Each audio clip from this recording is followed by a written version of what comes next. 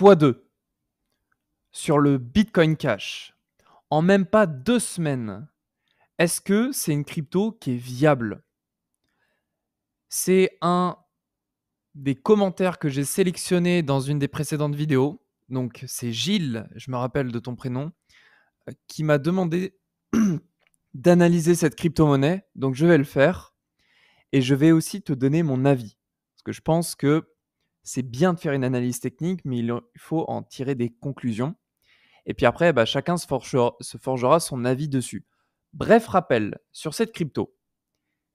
Déjà, nous avons 13 milliards de capitalisation.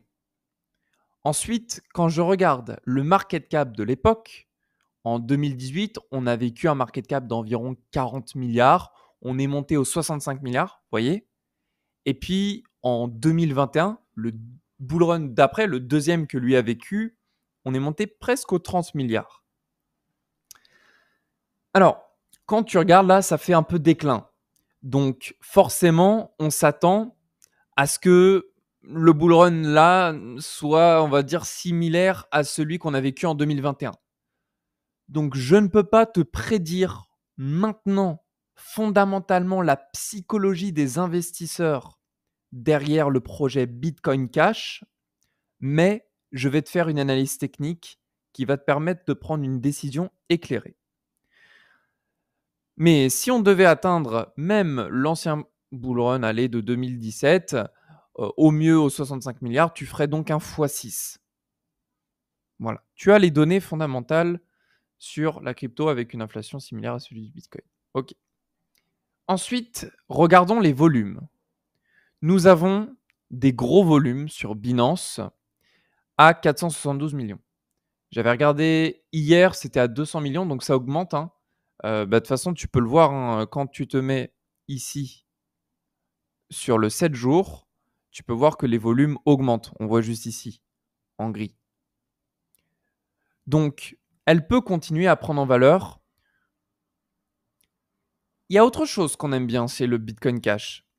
C'est, tu vois ici, en mars 2021, mars, avril, mai 2021, tu vois le pic qu'on a fait, du point le plus bas au point le plus haut.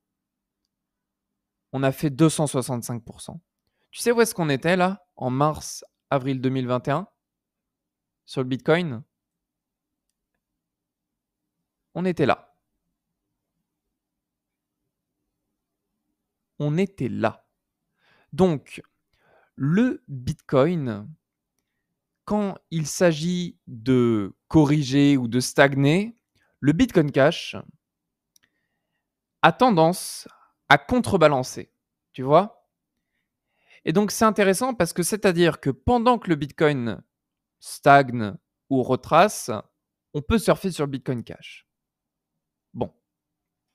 Je suis en logarithmique, voilà, parce que si j'enlève, ça fait ça. Ça va permettre d'analyser et de mieux comprendre le graphique. On a vécu une période d'accumulation entre juin à mai, donc 2022 à 2023. C'était long. On a attendu 1 an à ce que ces investisseurs qui se positionnent en juin 2022 commencent à faire des profits. Et leurs profits étaient environ de 150%. Là, on est dans une phase de montée. Donc, on a vécu notre phase d'accumulation, on est parti à la hausse, on a vécu notre phase de retest qui n'est même pas revenue au niveau des 140, et ça s'est arrêté avant. On a une stagnation de plus de 230 jours, et là, on vit notre phase de pump. Cette phase-là, c'est une phase d'incertitude. C'est-à-dire que, tu te rappelles de la phase qu'on a vécue ici, si je t'enlève tous les dessins, on est peut-être dans cette phase. Mais on est peut-être dans cette phase. Et c'est ça toute la problématique. C'est que tu as, entre guillemets, une chance sur deux que ça fasse x2 ou que ça fasse divisé par 2. Entre gros guillemets, j'extrapole en disant divisé par 2. Ce sera une correction, va-t-on dire. Petite. Donc, si tu devais trader sur du moyen long terme, disons un investissement parmi ton portfolio, serait-il un bon investissement?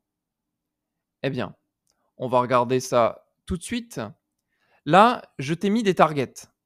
Les targets affichés à l'écran correspondent à des volumes en journalier. Ce sont des niveaux où est-ce que les investisseurs se sont battus pour acheter ou vendre massivement le Bitcoin Cash. On peut voir ces niveaux-là définis par des traits rouges qui montrent des niveaux de résistance et de support.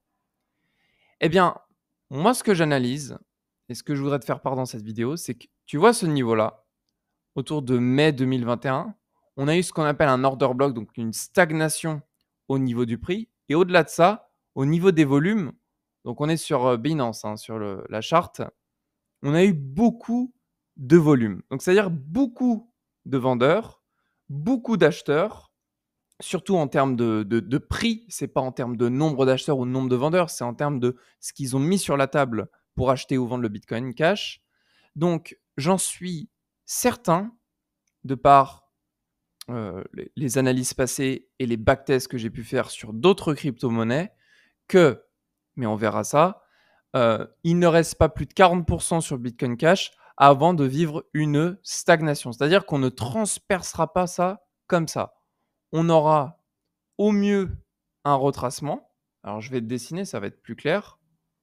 D'accord? Au mieux une stagnation ou un retracement avant de continuer si ça doit continuer. Maintenant que je t'ai montré ça sur moyen terme, le court terme, si on devait utiliser un effet de levier. Je te dis ça parce que peut-être que Gilles, toi qui as posé la question d'analyser Bitcoin Cash, c'était peut-être ce que tu voulais faire. Bah, le truc, c'est que si on ne sait pas si ça continue de monter ou si peut-être ça va retracer ou stagner ou descendre, même si là on est dans un niveau de prix peut-être plus enclin à monter, le problème que tu vas avoir, c'est que si tu veux mettre un leverage x2, tu vois, ton stop loss, moi, je le positionnerai en dessous ces lignes-là qui correspondent à des niveaux de support et aussi à des niveaux de volume de prix, tu vois. Et le truc, c'est qu'entre ce niveau-là et va-t-on dire les niveaux des 570, qui est un niveau de support et de volume, il n'y a rien qui retient, tu vois.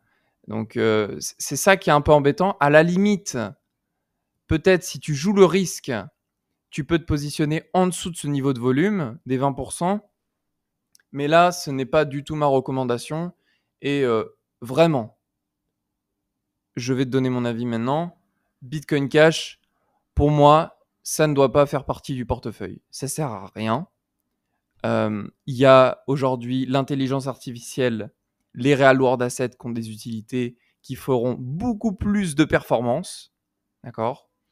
Donc je recommande pas le Bitcoin Cash, même s'il fera peut-être x5, et ben c'est très bien. Mais il y a mieux à jouer sur d'autres crypto-monnaies qui font plus de valeur, et même si tu avais envie d'investir sur le court terme. Voilà. Donc il peut partir sans nous, en tout cas il partira sans moi, ça c'est sûr. Voilà pour la vidéo. J'espère qu'elle t'a plu, j'espère qu'elle a plu à tous ceux qui l'ont regardé. Et si vous avez des questions, n'hésitez pas. Et si vous voulez, comme Gilles, poser des questions dans les commentaires et faire des analyses crypto, ce sera avec plaisir de le faire.